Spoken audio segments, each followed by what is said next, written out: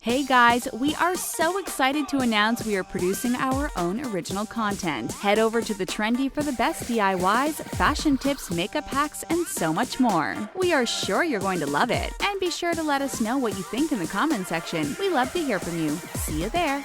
Have you ever had a feeling of déjà vu while watching a Disney film? That could be because you're watching something that's been taken from an earlier movie. Once you've seen these recycled scenes in Robin Hood, you'll never look at a certain Disney princess in the same way again. Hola! Did you hear about our latest addition to our family? The Richest Español is the perfect place for all you native Spanish speakers out there. Don't speak Spanish? No problem, come on over. This is the perfect place to practice. Amazing facts, interesting people, and funny pictures. Nos vemos ahí. Today, prepare to be shocked by these 10 times Disney reused animation in movies.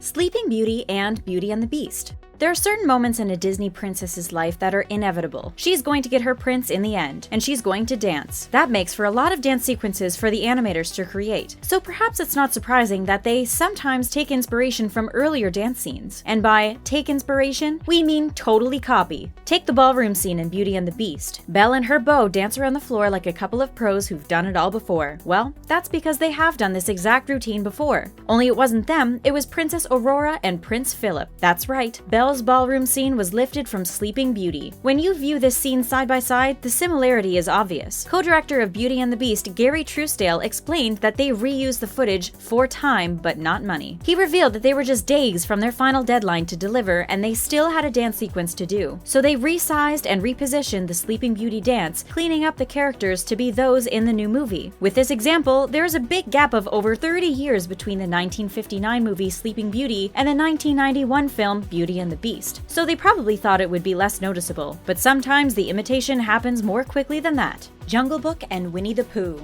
There was just a decade between the 1967 film Jungle Book and the 1977 movie The Many Adventures of Winnie the Pooh. But that didn't stop the Disney animators from reusing a big old chunk of the older film. Watch Christopher Robin climbing up a rock and you'll get a serious sense of déjà vu if you've seen Jungle Book. That's because the boys' movements are exactly the same as Mowgli's. They both climb upwards identically, bending down as they reach the top to steady themselves. The boys also reach down for a stone to throw in exactly the same moment. And then they both use their hands to steady themselves as they descend from the summit to lower ground once more. The only differences are the character and the setting, and the fact that Christopher Robin has his lovely little teddy friend with him. Mowgli is in the jungle with ferns all around and a waterfall for a backdrop, whereas Christopher Robin is in the autumnal English countryside surrounded by less exotic trees. Mind you, there are parts of the landscape that match, like the fallen tree trunk that both boys walk along. Isn't it so neat to watch these two seemingly different boys behave in exactly the same way? It's like Walt Disney's invisible hand is reaching across the decades to connect all his films. The Sword in the Stone and Jungle Book.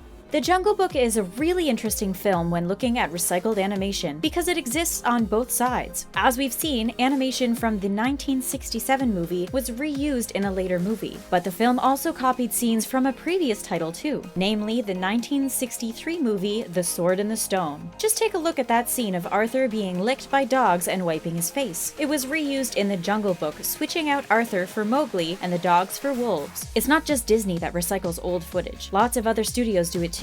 And it's achieved with a technique called rotoscoping. Animators originally used projection equipment called a rotoscope to trace over footage from a motion picture. In the old days, the footage was photographs from live-action movies, which were projected onto a glass panel to be redrawn. The painstaking process involved tracing frame by frame. It was used to create realistic action. These days, the projector and glass screen have been replaced by computers, but the process has been kept the same name. And just like the Jungle Book, The Sword in the Stone is in both positions as being recycled by later films, and also reusing footage from earlier movies. 101 Dalmatians and The Sword in the Stone.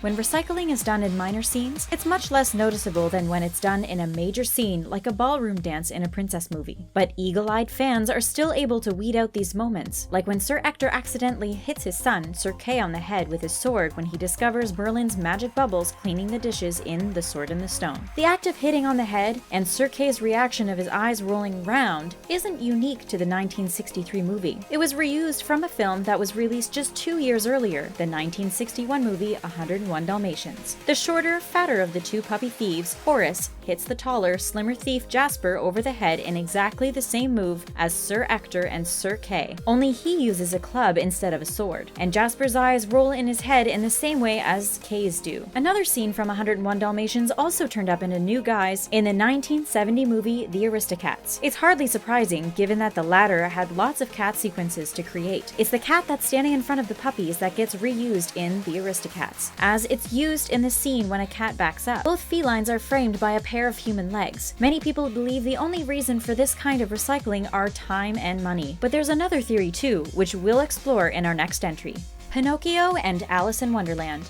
Another small scene that involves recycled animation is an underwater moment in the 1951 movie Alice in Wonderland. It's a blink and you'll miss it kind of moment, but sharp-eyed movie buffs spotted it nonetheless. When the walrus leads the oysters along the seabed and under a stone archway, a shoal of fish swim after them. Those same fish originally appeared just over a decade earlier in the 1940 film Pinocchio, when the puppet had his donkey ears and makes his way through the underwater world. They are exactly the same fish, just colored differently. With such brief appearances, could it really be down to saving money and time? Well, according to Jim McCory on his Geek Dad blog, there's more to it than that. He spoke with his friend Floyd Norman, who worked on many of the Disney films that reused animation, and Floyd explained the story behind it. It was all down to Wolfgang "Wooly" Reitherman, an animator who progressed through Disney's ranks to chief animation director and sequence director. Wolfgang was animation director for Pinocchio and directing animator for Alice in Wonderland. He was sequence director for Sleeping Beauty, and he directed The Sword in the Stone, Jungle Book, The Many Adventures of Winnie the Pooh, 101 Dalmatians, Robin Hood, and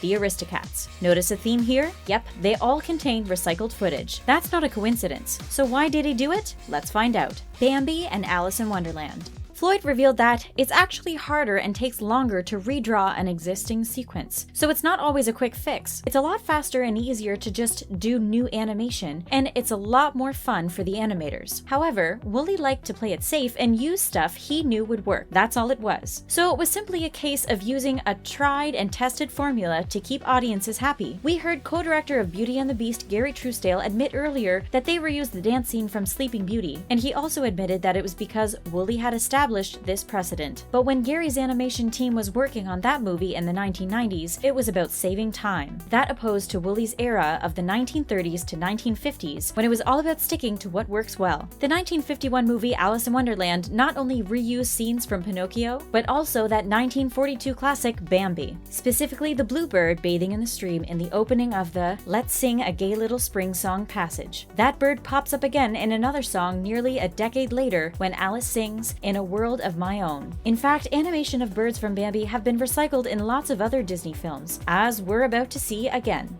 Bambi and Fox and the Hound. The Fox and the Hound was released in 1981, 30 years after Alice in Wonderland, but the movie has something in common with that 1951 film, as it also borrowed a bird scene from 1942's Bambi. Rather than a bluebird bathing, this time it was a quail running from the rain with its babies. That was lifted from the Little April Shower sequence in Bambi. In fact, there's also a duck and its babies that gets transplanted from Bambi to The Fox and the Hound. Lots of passages involving woodland, leaves, and birds in Bambi resurface in later films, with incidental characters making cameo appearances. Footage of Bambi's mom looking up from eating grass moments before the hunter kills her is reused in The Jungle Book. It also pops up in a hunting scene in The Sword in the Stone. And you see her again during the song "Someone's Waiting for You" in The Rescuers. Believe it or not, she's there again in the opening shot of Beauty and the Beast. So although she suffered an untimely death in her original movie, she lived on in so many of Disney's other films. That's quite a nice way of viewing this kind of recycling of scenes, don't you think? Like a reincarnation of old favorites. The Aristocats and Robin Hood.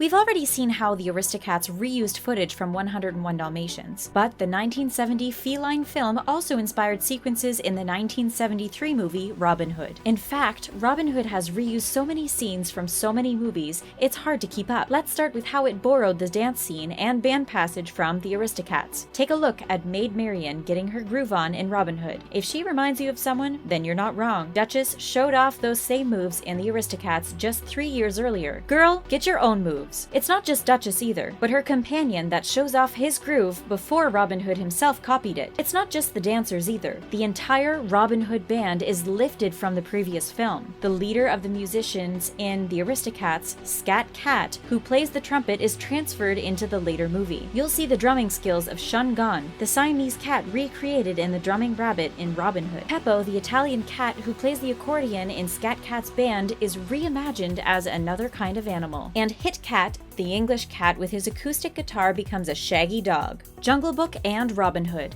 Let's move on to how 1973's Robin Hood also recycled sequences from 1967's Jungle Book. Once you've watched the passage of Little John from Robin Hood and Baloo from the Jungle Book dancing and getting crazy eyes, then you'll be shocked you've never noticed the overlap before. And guess what else? The two characters also shared the same voice actor, Phil Harris. They're essentially the same bear in two different movies. It's like a reincarnation. Take a look at Baloo dancing with King Louis, the way he swings him through his legs and lifts him up, and then compare that with Little John dancing with Lady Cluck the chicken. It's not surprising to know that Wolfgang Reitherman directed both of these films. Like Robin Hood, Jungle Book is one of the biggest culprits when it comes to reusing footage. We've already seen how it recycled the face-licking scene from The Sword in the Stone and brought Bambi's mother back to life. But there's plenty more, like when Bagheera the panther hits his head on a tree trunk lying across a river. This is reminiscent of when Grumpy hits his head on the bottom of a bridge over water in Snow White. They both get squashed faces. Speaking of Snow White, let's see how that Disney princess got a foxy makeover years later.